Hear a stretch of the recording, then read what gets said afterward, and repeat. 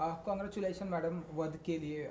Trailer मैंने देखा, जैसा कि मैंने आपसे बात भी की कि बहुत ही ऑसम ट्रेलर है। एंड जैसे कि मैंने ऊंचाई की भी आपसे बात की, एक डिफरेंट जॉनर है ऊंचाई।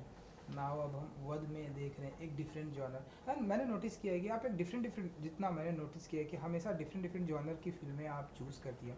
तो एंड डबल कॉन्ग्रेचुलेसन कि हमारी हिंदी फिल्म इंडस्ट्री में 40 साल आपने कंप्लीट कर लिए। किसने बोला 40 साल की है?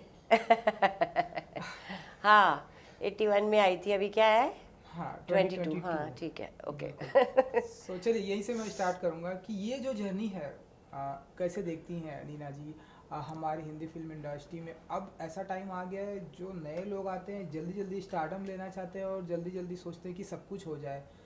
तो आप ऐसे लोगों को कुछ कहना चाहेंगे? कुछ एक तो डिप्रेशन में चले जाते हैं, कभी कभी तो हमें कुछ की इसे वध की भी खबरें आती हैं, वो सब एक अलग मुद्दा है। लेकिन जो आपने जो इंडस्ट्री को 40 साल दिया है, कैसे देखते हैं आप? और आज के यूथ को क्या कहना चाहेंगे आप?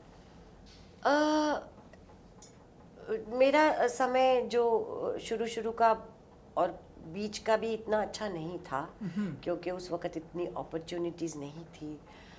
हमें हमारा कोई माई बाप नहीं था, कोई गॉड फादर नहीं था जो हमको समझाए कैसे इस बिज़नेस को कैसे हैंडल करना है। मैं अगर पीछे देखूँ तो मुझे तकलीफ़ होती है, इसलिए हम्म। पीछे देखना मैंने बंद कर दिया।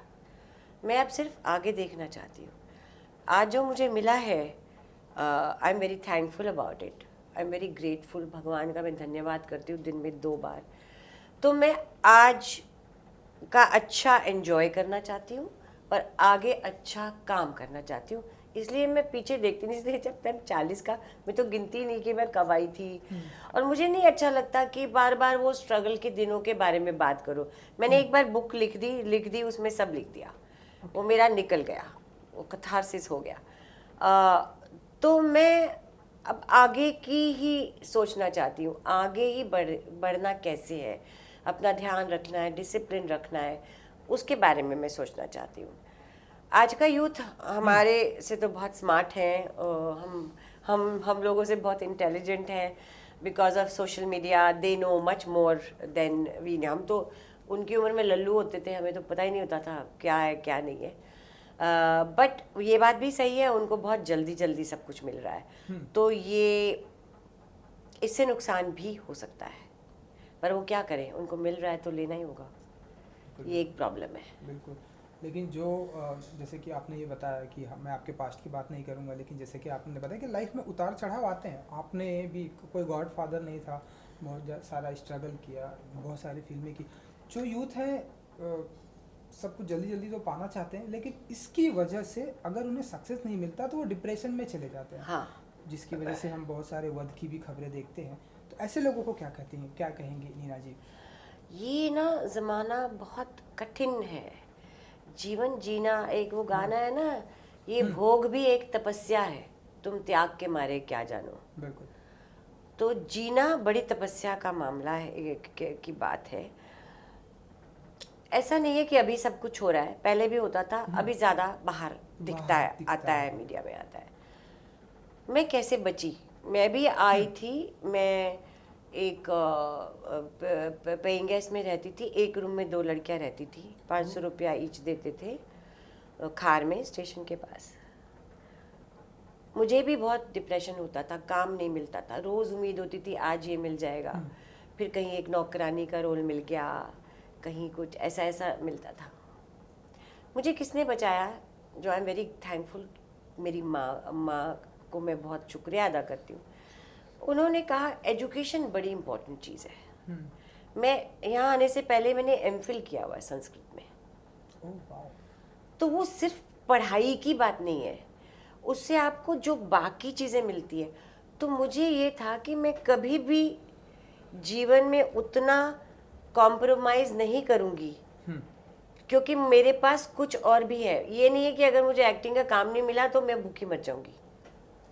मुझे इतना कॉन्फिडेंस था, मैं कहीं टीच कर सकती हूँ, मैं कहीं ये कर सकती हूँ, वो कर सकती हूँ। तो और मेरे आसपास मैंने देखा, क्योंकि मेरे साथ लड़कियां रहती थी जो भी हीरोइन बनने आई थी, एक्टर्स भी मत बोलो, हीरोइन बनने आई हम्म। थी, सब गलत रास्ते में चली गई थी। हम्म। तो एक ये जो आपका जो नींव होती है ना, अगर आपकी नींव मजबूत नहीं हो तो गिर ही जाएगा ना मकान। करेक्ट। तो आजकल ऐसा ही हो रहा है कि लोग जल्दी जल्दी आते हैं, यंग यंग आते हैं, और फिर जब काम नहीं मिलता है, पैसों की दिक्कत होती है यहाँ, वो तो पहले भी था, तो डिप्रेशन में पहले भी जाते थे, गलत रास्ते में पहले भी जाते थे, अब भी जाते हैं। ये जितना भी लाइमलाइट वाले ऐसे काम होते हैं उसमें तो ये होएगा ही। एजुकेशन, मेरी माँ ने कहा था, मुझे बड़ा गुस्सा आता था कि मेरे को एक्ट्रेस बनना है, मेरे को इतना पढ़ाई होके क्या करेगा, पर बहुत काम आया। पढ़ाई, आपके संस्कार, आपके, एक बात और बहुत इम्पोर्टेंट है, मोस्टली लोग, मेरे माँ बाप भी नहीं चाहते थे कि मैं एक्ट्रेस बनूँ, चाहते थे मैं IAS ऑफिसर बनूँ। मैं पढ़ाई में अच्छी थी, पढ़ाई में बहुत अच्छी थी। अगर आपको ये पता हो कि आप, सात खून तो नहीं कहूँगी कि आप कुछ भी कर लें, you can go back to your parents, आपको वो वापस ले लेंगे, चाहे आप उनकी मर्जी के खिलाफ आए हैं बम्बई या कहीं भी, तो बहुत बड़ा सहारा होता है। बहुत से लोग ऐसे आते हैं, एक तो जिनके माँ बाप अफोर्ड नहीं कर सकते, वो वापस शर्मिंदा होकर वापस नहीं जाना चाहते कि लड़के आए हैं, तो ऐसा नहीं होना चाहिए। आपका पीछे जो बैकबोन है, आपकी फैमिली, वो होनी चाहिए, और उसमें शर्म नहीं करनी चाहिए कि मैं फेल हो गया तो मैं वापस नहीं जा पाऊँगा, मैं तो लड़के आया था कि मैं तो स्टार बनूँगा। नहीं, चले जाओ वापस, फिर आ जाओ, पेट्रोल लेके फिर आ जाओ। पर ये, इसकी वजह से बहुत गड़बड़ होती है, लोग गलत काम में चले जाते हैं। बिल्कुल, ये बहुत ही अच्छी बात आपने बताई। नाउ मैं वध पे आता हूँ। आपकी फिल्म, जैसा कि मैंने बात की कि डिफरेंट जॉनर की मैं फिल्में देखता हूँ, ये एक डिफरेंट जॉनर की फिल्म है। ऊंचाई एक बहुत ही खूबसूरत डिफरेंट जॉनर की फिल्म थी। किस अंदाज में दिखाई देने वाली है इस बार हमें नीना जी वध में? वध में बेचारी हूँ वध में बहुत बेचारी हूँ। एक normal lower middle class housewife हूँ, जिनका जीवन, उनके पति और उनके बच्चे, उनका एक बेटा है जो बाहर पढ़ता है, उसके इर्द गिर्द ही घूमता है। तो एकदम बिल्कुल सीधी सादी तरह का एक रोल है। बिल्कुल। संजय जी हैं, वो मैंने सुना है कि आप एंड वो जो है एक ही इंडस्ट्री से पढ़ के आए हुए हाँ हैं। हाँ। आप सीनियर हैं शायद। क्या हुआ कि परसों मिले हम इंटरव्यूज के लिए, तो परसों मुझे पहली बार पता चला कि मैं सीनियर हूँ। तो मैं उनको कह रही थी कि आप मुझसे ज़्यादा सीनियर लगते हैं, आप कैसे बोल रहे हैं कि आप मुझसे, मैं सीनियर हूँ। मैं कहा नहीं नहीं, झूठ बोल रहे हैं, वैसे हूँ, सीनियर उनसे हूँ। तो कैसा रहा एक्सपीरियंस सभी के साथ का? संजय जी हैं, आप हैं। हमारे साथ बहुत अच्छे हैं और भी एक्टर्स है, जिसने एक विलेन का रोल किया है, उसका नाम मैं भूल गई, वेरी गुड एक्टर। दूसरा पुलिस वाला भी बहुत अच्छे एक्टर्स, बहुत अच्छे छोटे छोटे रोल के भी बहुत अच्छे एक्टर्स इस फिल्म में है। और संजय के साथ बहुत मज़ा आया, पहली बार उनके साथ काम किया और बहुत मज़ा आया, एकदम रैपो बन गया उनके साथ। तो हम ऐसा माने कि अभी भी डिफरेंट जॉनर करने की इच्छा रखती हैं नीना जी? जिस तरह से मैं आपके, जिसे कि मैं बार बार बात कर रहा हूँ, ऊंचाई बहुत ही खूबसूरत फिल्म मुझे लगी, ऐसे मैं देख रहा था, तो उसके बाद ये एक डिफरेंट अंदाज में नीना जी आ गई हमारे सामने। तो ऐसा माने कि डिफरेंट अभी और भी बड़े डिफरेंट अंदाज में आने वाली हूँ। एक फिल्म है बा, जिसमें मैं बा का रोल कर रही हूँ, मैं और डॉगी की कहानी है। फिर मैं एक आर बाल्की की एक स्टोरी, लव स्टोरीज में बिल्कुल अलग रूप है मेरा। So I am doing variety of roles.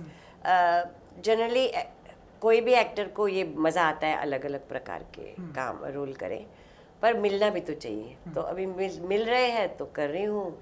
एक एक्शन फिल्म का भी ऑफर आया है। I am very excited, I hope it happens. बिल्कुल बिल्कुल। सो ये आई थिंक नेक्स्ट ईयर मैंने देखा कि जैसा कि आपकी बहुत सारी फिल्में आ रही, तो बहुत सारा बिजी शेड्यूल जाने वाला है। इतने बिजी शेड्यूल में कैसे का टाइम निकालती हैं? सेट पे भी, घर पे भी, फैमिली मेम्बर, सबका ध्यान रखती हैं नीना जी? इसलिए निकालती हूँ, एक तो मैं सुबह जल्दी उठ जाती हूँ। जो आदमी सुबह जल्दी उठता है उसके पास बहुत घंटे होते हैं। करेक्ट। तो मैं सुबह जल्दी उठ जाती हूँ, तो मेरी एक्सरसाइज भी हो जाती है, योगा भी हो जाता है, थोड़ी बहुत कुकिंग भी कर लेती हूँ। दिन में बहुत घंटे होते हैं। और अब मसाबा का अपना अलग जीवन है, वो अपना सब खुद करती है। मेरे हस्बैंड भी नहीं रहते मेरे साथ, वो भी मेरा कम काम है क्योंकि वो ज़्यादातर मुक्तेश्वर में रहते हैं, कभी कभी आते हैं, हम लोग आते जाते हैं।